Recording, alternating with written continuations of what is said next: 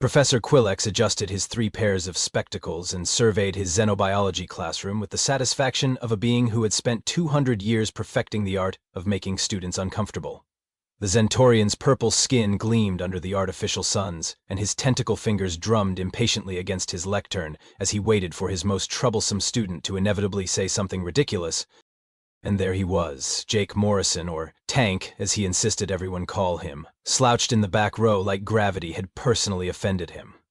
The human wore a faded t-shirt that read, "I survived the drop bear migration of 2387, and had the audacity to look bored during a lecture about creatures that could dissolve your internal organs with a casual glance. Today, class, we shall examine the plasma slugs of Kepler 442b, Professor Quillex announced, his voice carrying the enthusiasm of someone reading a tax code. These magnificent creatures produce a neurotoxin so potent that a single drop can paralyze a full-grown gorillion for 17 standard hours. The class collectively shuddered. Zix, a nervous 4-armed Plutonian sitting in the front row, actually whimpered and began stress-molting. Gornak, a massive stone-like being from the asteroid belt, shifted uncomfortably in his reinforced chair. Even Vila, whose species had evolved on a planet where the rain was mildly acidic, looked genuinely concerned. A hand shot up in the back. "Oh, for the love of the cosmic void," Professor Quillex muttered under his breath, then louder. "Yes, Morrison?" "Professor, do they taste like chicken? Because everything seems to taste like chicken, and I'm getting kind of tired of chicken-flavored things. Also, what's the best way to prepare them? Are we talking grilled, fried, or more of a soup situation?" The classroom fell silent except for the gentle humming of the life support systems in what sounded suspiciously like Pip, a small crystalline being having some kind of panic attack. Professor Quillex's eye stalks twitched. "Morrison, these are not food items. They are lethal xenobiological specimens that have been known to kill entire research teams." "Right, but that doesn't answer my question about seasoning," Jake replied, leaning forward with genuine interest. "I mean, back home in Queensland we had these spiders that could drop a full-grown man in 12 minutes, and they made excellent stir-fry. Had to catch them just right, though. Timing was everything." Zix made a noise that sounded like air escaping from a punctured tire. "You ate your planet's apex predators?" "Well, not apex exactly. That honor goes to the drop bears, and nobody's figured out how to cook those yet. Too gamey. But the spiders, scorpions, snakes, box jellyfish, those were all fair game. Mum always said if it's trying to kill you, it probably has decent protein content." Professor Quillex felt a headache forming between his primary and secondary brain stems. In all his years of teaching, he had never encountered a species so fundamentally wrong about the basic concept of survival. Most sentient beings understood that when something could kill you, the appropriate response was fear, respect, and a healthy distance. Humans, apparently, saw a dinner invitation. "Morrison," the professor said slowly, "do you understand that we are discussing creatures that have evolved specifically to end life as efficiently as possible?" Jake shrugged. "Yeah, evolution's wild like that. Really brings out the flavor, though. Natural selection's basically just seasoning with extra steps." The rest of the class stared at the human with a mixture of horror and fascination, like watching someone juggle activated plasma grenades while riding a unicycle. It was terrifying, impossible to look away from, and somehow Jake made it look effortless. Professor Quillex realized, with growing dread, that this semester was going to require significantly more alcohol than usual. Professor Quillex had reached what humans might call his breaking point, though Zentorians preferred the term pedagogical limit exceeded. He watched Jake Morrison casually sketch what appeared to be cooking instructions in his notebook, while the rest of the class huddled together like prey animals, sensing an approaching storm. "Very well, Morrison," the professor said, his voice taking on the dangerous calm of someone about to make a terrible decision. "Since you seem to think our galaxy's most lethal creatures are merely undiscovered cuisine, perhaps a more hands-on approach to learning is required." Zix's forearms immediately began making rapid gestures that roughly translated to "please no, please no, please no" in Plutonian sign language. The poor creature had been assigned as Jake's study partner at the beginning of the semester, a decision that Professor Quillex was beginning to suspect had shortened Zix's lifespan by several decades. "Now we're talking," Jake said, perking up like a dog hearing the dinner bell. "Are we doing a practical exam? Because I brought my own seasonings." He reached into his backpack and pulled out what appeared to be a small arsenal of spice containers. "Got some ghost pepper powder here, bit of garlic salt, and this stuff I picked up on Rigel 7 that the locals call tongue fire." Professor Quillex activated his desk's security protocols and watched as a series of containment fields shimmered to life. Let us begin with something simple. Behold, the Crimson Stalkers of Vega Prime. A cylindrical container rose from the floor, filled with what looked like angry red centipedes the size of house cats. They moved with predatory grace, their multiple legs creating an unsettling clicking symphony against the transparent walls. Their mandibles dripped with a substance that was actively corroding the container's inner coating. The class collectively scooted their chairs backward. Gornek actually stood up and moved to the far wall, which was impressive considering he weighed approximately 3 tons. Jake leaned forward, studying the creatures with the focused attention of a chef examining prime cuts. Ooh, those are nice. Good color, decent size. What's their toxicity rating? Class 7, Professor Quillex replied. Their venom can dissolve bone marrow in under 30 seconds. Excellent tenderizing properties then, Jake nodded approvingly. Are they bottom feeders, or do they go after live prey? Diet affects the meat quality, you know. Vela made a sound like wind chimes having an anxiety attack. Jake, they literally eat their prey from the inside out while it's still alive. So, free range then. Even better, Jake made another note. What about preparation time? Do I need to remove the venom sacs, or does cooking neutralize the toxins? Professor Quillex felt his sanity slipping away like sand through an hourglass. This was not going according to plan. He activated another containment unit. Perhaps these will command more respect, the shadow devourers of the Andromeda sector. The new container held what appeared to be living darkness with far too many teeth. The creatures moved like liquid nightmares, occasionally revealing glimpses of bioluminescent organs that pulsed with malevolent energy. Even Jake seemed momentarily impressed. Okay, that's definitely more challenging, he admitted. Are they actually shadow-based life forms, or is that just marketing? Because cooking incorporeal beings is tricky. Not impossible, mind you, but you need specialized equipment. Zix buried his head in all 4 hands. Jake, please stop talking. Every word you say makes Professor Quillex more determined to prove humans are insane. We're not insane, Jake protested. We're just practical. You see a deadly predator, I see untapped culinary potential. It's all about perspective. Pip, the small crystalline being, finally found his voice. But they're called shadow devourers. The name literally tells you they devour things. How is that appetizing? Jake grinned. Mate, you should see what we named our food back on Earth. We've got dishes called Toad in the Hole, Spotted Dick, and Death by Chocolate. Names don't mean anything. It's all about the execution. Professor Quillex realized he was witnessing either the bravest or most suicidal student he'd ever encountered. Possibly both. The truly terrifying part was that Jake seemed completely sincere about everything he was saying. This is madness, the professor muttered, but there was a grudging fascination creeping into his voice. How had an entire species survived long enough to develop space travel with this attitude toward mortal danger? Jake raised his hand again. Professor, hypothetically speaking, what's the biggest, scariest thing you've got in storage? Because I'm thinking maybe we start with the really impressive stuff and work our way down. Go big or go home, you know? The class stared at their human classmate with a mixture of terror and awe. Even Professor Quillex found himself curious about just how far this insanity would go. Against his better judgment, he began accessing his secure specimen vault. Rommel's tentacle fingers trembled as they hovered over his desk's secure access panel. Somewhere deep in his Zentorian brain, the part responsible for self-preservation was screaming at him to stop, to simply give the human a passing grade and pretend this conversation never happened. But the larger part, the part that had dedicated his life to xenobiology and had seen his authority challenged by a species that apparently seasoned their breakfast cereal, demanded satisfaction. Morrison, he said slowly, his voice dropping to barely above a whisper, you want to see something impressive? The entire classroom held its breath. Even the air recycling system seemed to quiet down, as if the ship itself was leaning in to listen. Jake, meanwhile, had pulled out what appeared to be a small notebook labeled Recipes to Try in handwriting that looked suspiciously optimistic. Always up for a good show, Professor, Jake replied, clicking his pen with the casual confidence of someone who had clearly never experienced proper existential dread.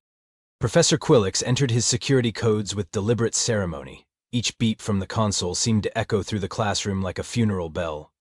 Zix had begun what looked like prayer gestures with all 4 arms, while Gornek had actually pressed himself against the far wall so hard that he was leaving indent marks in the metal.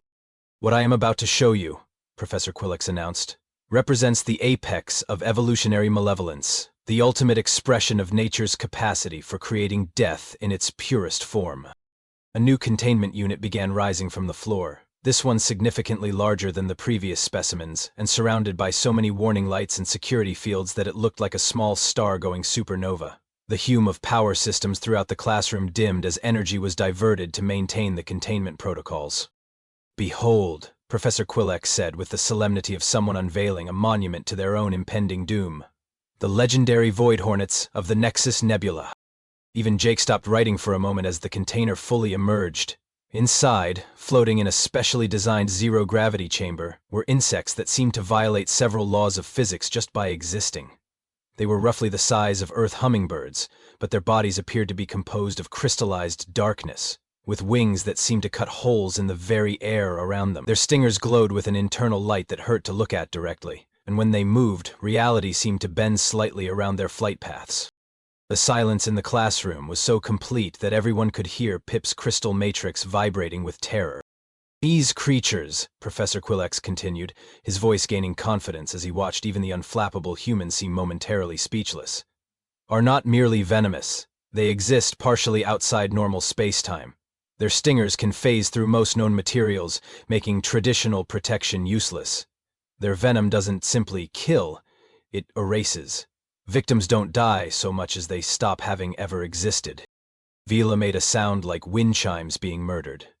"Professor, why do we even have those things? Why would anyone capture them?" Dangerously wide-eyed, Professor Quillex said carefully, "During a research expedition that went very, very wrong, the only survivor brought back this single breeding pair before suffering what the medical team described as aggressive reality displacement." Jake had resumed writing, but his pen moved more slowly now, and for the first time since the semester began, there was a thoughtful expression on his face, rather than casual enthusiasm. "Okay," Jake said finally. "I'll admit, that's pretty metal. The whole erasing from existence thing is new. But I've got to ask the obvious question." Professor Quillex felt a familiar sense of impending doom. "Which is, how do they taste?" The question hung in the air like a challenge to the universe itself. Zix actually fainted, his forearms going limp as he slumped forward onto his desk. Gornek began making what sounded like rock-based prayer sounds. Even the Void Hornets seemed to pause in their otherworldly buzzing, as if they too were processing the sheer audacity of the question. Professor Quillex stared at the human for a long moment, his 3 pairs of eyes blinking in sequence as his brain attempted to process what he had just heard. Then something snapped. Not broke, exactly, but shifted fundamentally, like a gear clicking into place after years of grinding uselessly.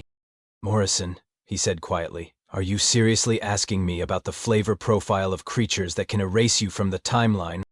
"Well, yeah," Jake replied, as if this was the most reasonable question in the galaxy. "I mean, they're clearly apex predators from a high-energy environment. That usually means excellent muscle density and complex flavor compounds. Plus, anything that can mess with space-time probably has some interesting metabolic processes going on. Could be delicious." Professor Quillex felt something that might have been madness, or enlightenment, or possibly both. "You know what, Morrison? Let's find out." The classroom erupted in various species-specific expressions of horror. Gornek actually tried to leave, but the classroom security protocols had automatically engaged when the Void Hornets were released, sealing everyone inside. "Here's what we're going to do," Professor Quillex announced, his voice taking on the manic energy of someone who had completely abandoned rational thought. "A practical examination. You think you can handle any creature in the galaxy? Prove it. I'm going to release one of these Void Hornets. If you can capture it safely without being erased from existence, you pass my class with full marks. If you can't, well, the university will have a very interesting insurance claim to file." Jake's face lit up with genuine excitement. "Now you're talking my language, Professor. This is going to be fun." Pip managed to squeak out a question. "What if Jake gets erased? Will we remember that he existed?" Professor Quillex paused, his finger hovering over the containment release. "That's an excellent question. I honestly have no idea." Jake stood up and began rolling up his sleeves. "Only one way to find out, I guess. Professor, you might want to have the cafeteria prep a victory feast. I've got a feeling we're about to expand the campus meal plan in some very interesting directions." The containment field flickered as Professor Quillex initiated the release sequence. Somewhere in the distance, alarms began to sound.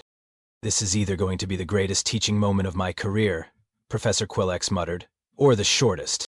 Jake cracked his knuckles and grinned.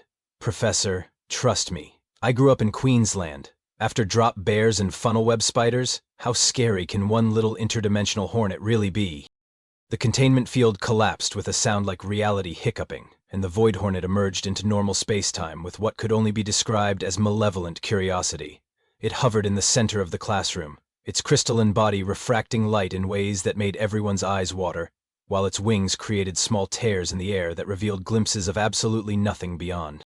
The rational response would have been to run, scream, or possibly both, while also praying to whatever deities might have jurisdiction over interdimensional insect encounters. Instead, Jake Morrison pulled a small spray bottle from his backpack and began misting himself with what appeared to be barbecue sauce. "Jake, what are you doing?"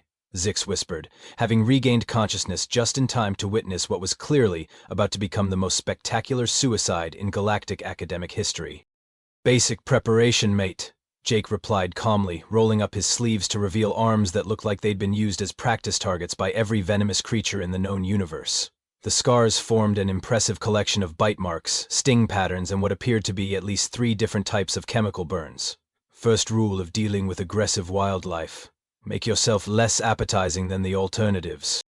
Professor Quelex watched in fascination as the human approached the floating nightmare with the casual confidence of someone approaching a slightly annoying housefly. "Morrison, that creature can phase through solid matter and erase your molecular structure from existence. I don't think barbecue sauce is going to deter it." "You'd be surprised how often condiments solve problems," Jake replied, now within what any reasonable being would consider the instant death radius. The void hornet turned toward him, its multifaceted eyes reflecting dimensions that shouldn't exist. "Back home I used to catch funnel web spiders with nothing but a jar and some Vegemite. It's all about understanding predator psychology." The hornet buzzed closer, its stinger beginning to glow with reality-warping energy. The class collectively held their breath, waiting for Jake to simply cease existing. Instead, he did something that defied every survival instinct in the known galaxy. He held out his hand. "Easy there, beautiful," Jake said, in the tone one might use to calm a nervous horse. "I know you're probably confused. New environment, bright lights, bunch of weird aliens staring at you. That's got to be stressful." The void hornet paused, hovering inches from Jake's outstretched palm. Its wings slowed their reality-slicing motion, and the tears in space-time began to seal themselves. "Here's the thing about apex predators," Jake continued, his voice steady and calm. "They don't attack unless they feel threatened or they're hunting. You're not hunting right now, are you?" "No, you're just trying to figure out what's going on." Gornak made a sound like boulders having an argument. "Jake, it's a void hornet. It doesn't have feelings. It's pure evolutionary malice given form." "Nah, that's just what people say when they don't understand something," Jake replied, never taking his eyes off the creature. "Every animal's got its reasons, even the nastiest ones. Back in Queensland we had these box jellyfish that could kill you in 3 minutes flat. Turns out they were just really, really nearsighted and got scared easily. Once you knew that, they were practically harmless." The void hornet settled gently onto Jake's palm, its stinger retracting to a less reality-threatening length. The classroom fell so silent that the hum of the life support system sounded like a thunderstorm. "See?" Jake said, gently stroking the creature's crystalline carapace with one finger. "Just needed someone to treat you like a living being instead of a doomsday weapon.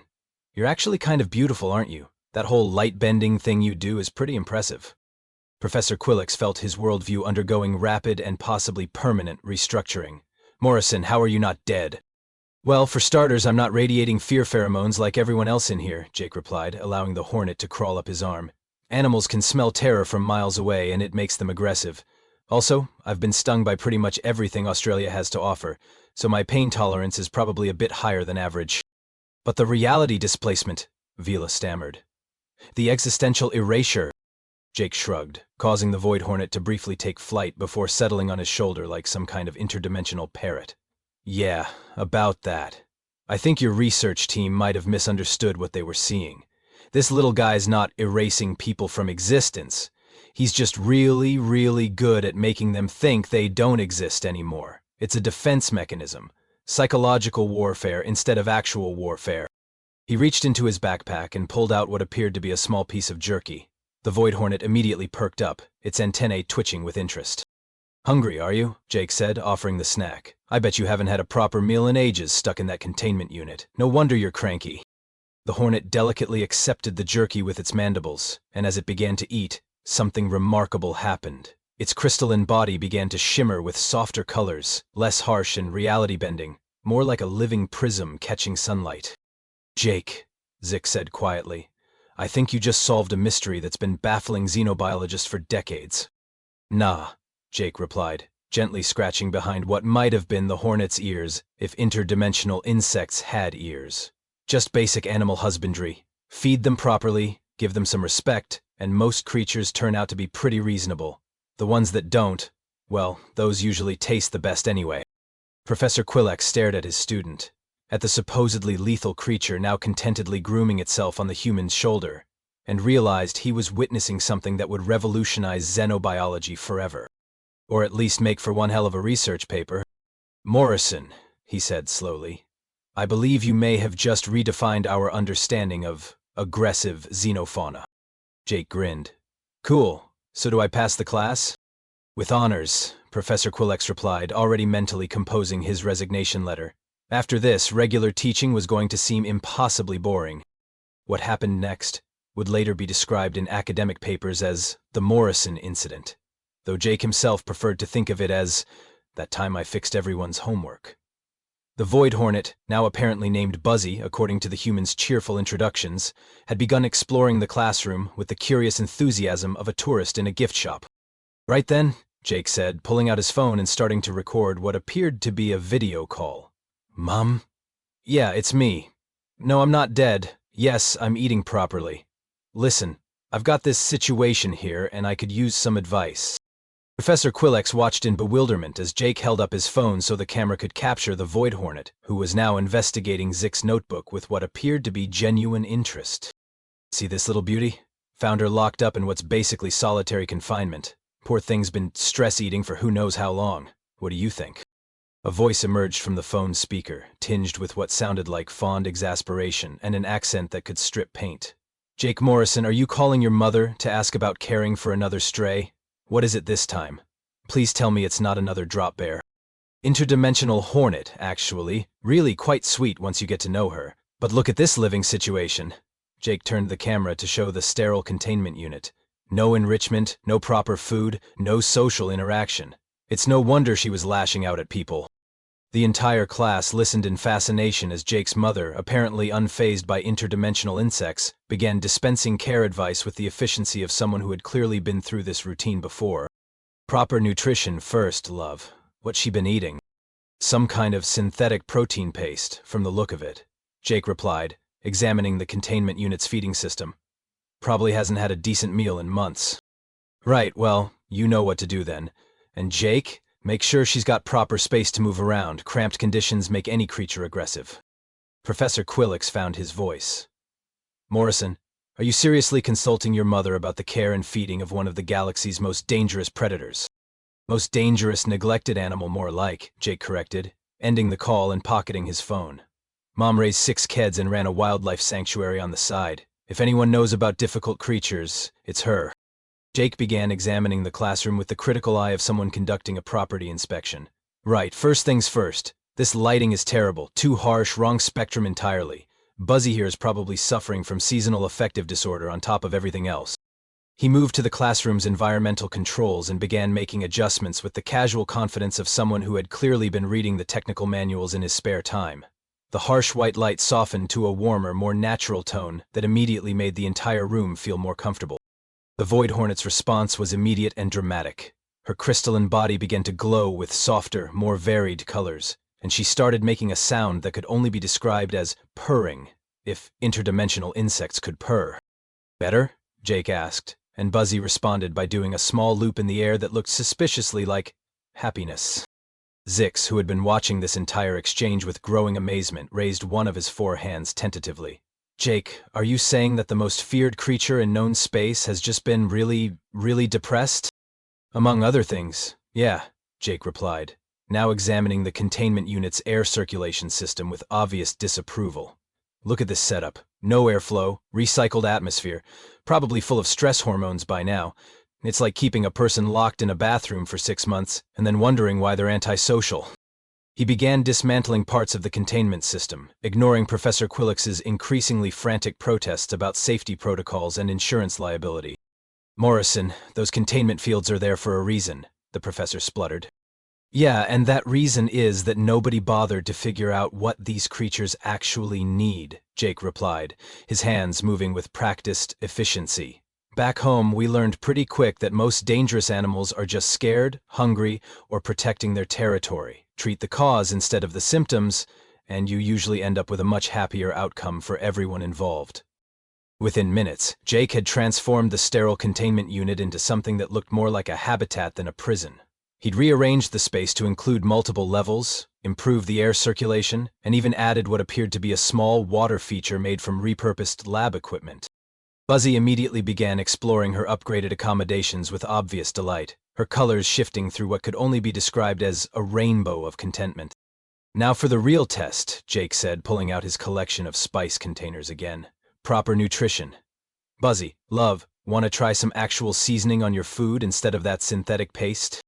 The class watched in stunned silence as Jake prepared what appeared to be a gourmet meal for an interdimensional predator, complete with garnishes and a tiny portion of what looked suspiciously like the jerky he'd been snacking on earlier.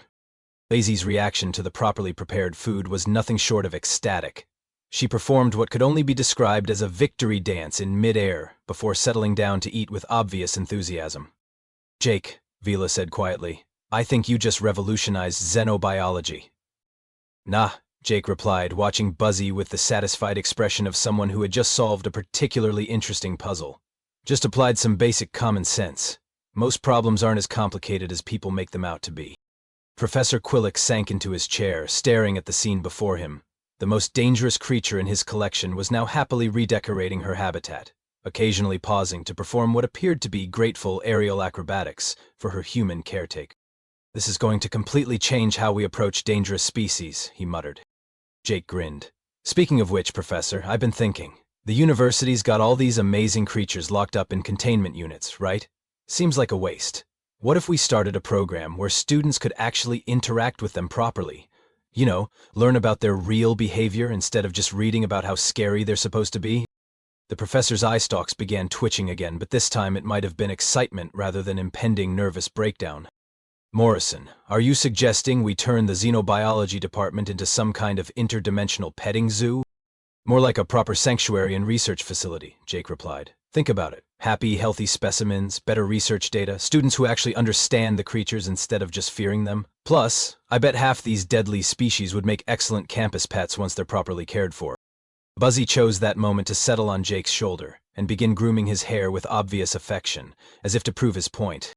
Professor Quillex looked around his classroom, at his students who were now watching the interdimensional hornet with fascination rather than terror, and realized that his teaching methods were about to undergo some very significant changes.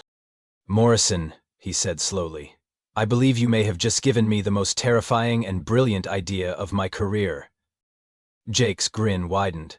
Just wait until you see what I can do with the really big specimens.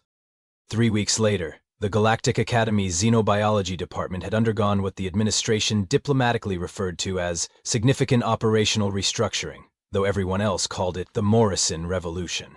The sterile laboratory had been transformed into something that looked like a cross between a nature preserve and the galaxy's most unusual bed and breakfast. Professor Quillex stood in what used to be his pristine classroom, watching Jake demonstrate proper Void Hornet communication techniques to a group of visiting researchers from the Andromeda Institute. Buzzy, now sporting what appeared to be a tiny friendship bracelet made from recycled lab equipment, was performing aerial maneuvers that spelled out mathematical equations in interdimensional script. The key, Jake was explaining to his captivated audience, is understanding that intelligence doesn't always look like what we expect. Buzzy here has been trying to teach us advanced physics this whole time. We just thought she was being aggressive because we couldn't read the signs. Dr. Fleming, a distinguished Regelian researcher, raised 3 of her tentacles in academic surrender. Morrison, in 6 decades of xenobiological study, I have never seen anything like this. How did you know to try musical communication with a creature that supposedly exists partially outside normal space-time? Jake shrugged, with characteristic modesty. Mum always said music is universal. Plus, Buzzy kept buzzing in patterns that sounded like Bach. Seemed rude not to respond. Across the room, Zix was conducting what appeared to be a peaceful negotiation with a formerly aggressive plasma slug, using a combination of interpretive dance and what looked like finger painting. The slug, now a healthy pink color instead of its previous angry red, was creating what the art department had tentatively classified as abstract expressionist biosculpture. "I still can't believe this is working," Zix muttered, carefully adding what appeared to be glitter to his latest collaborative piece. "6 months ago I was afraid of my own shadow. Now I'm co-authoring research papers with a creature that used to dissolve titanium for fun." Gornek, the massive stone-like being, had discovered an unexpected talent for creature psychology and was currently serving as a counselor for a support group of previously antisocial specimens. The sight of a 3-ton rock formation leading group therapy sessions for interdimensional predators had become surprisingly normal around the department. "Remember," Gornek was saying in his rumbling voice, "aggressive behavior is often just unmet needs expressing themselves destructively. Razortooth, would you like to share what we discussed about healthy boundary setting?" Clearly, a creature that looked like a cross between a shark and a disco ball made what everyone had learned to recognize as thoughtful consideration sounds. Professor Quillix approached Jake, who was currently teaching Vila how to prepare what he called fusion cuisine for their new research partners. "Morrison," the professor said, his voice carrying a mixture of admiration and what might have been mild trauma, "I need to ask you something that's been troubling me." "Sure, Professor. What's up?" "Is there anything in this galaxy that you wouldn't try to befriend, rehabilitate, or possibly eat?"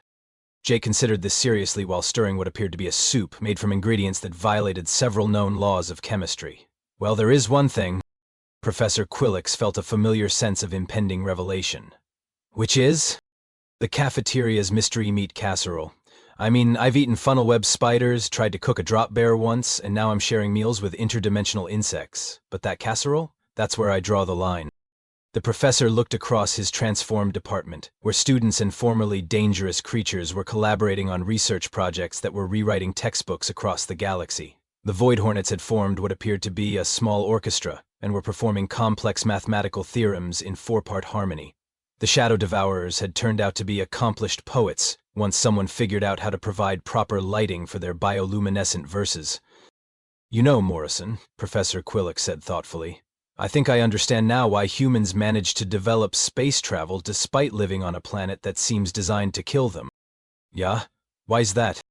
"Because you're all completely insane, and somehow that makes you better at solving problems than the rest of us." Jake grinned and ladled some of his experimental soup into a bowl, offering it to the professor. "Insanity's just another word for thinking outside the box, Professor. Want to try some interdimensional bisque? I used ingredients from 6 different dimensions. It's either going to be delicious or open a small portal to the void. Either way, it'll be interesting." Professor Quillix accepted the bowl with the resigned courage of someone who had already had his worldview completely restructured and figured he might as well see how far down the rabbit hole went. He took a sip. It was, against all reasonable expectations, absolutely delicious. "Morrison," he said after a moment, "I have one final question." "Shoot." "Would you be interested in teaching a masterclass? I think the galaxy could use more of whatever it is you do."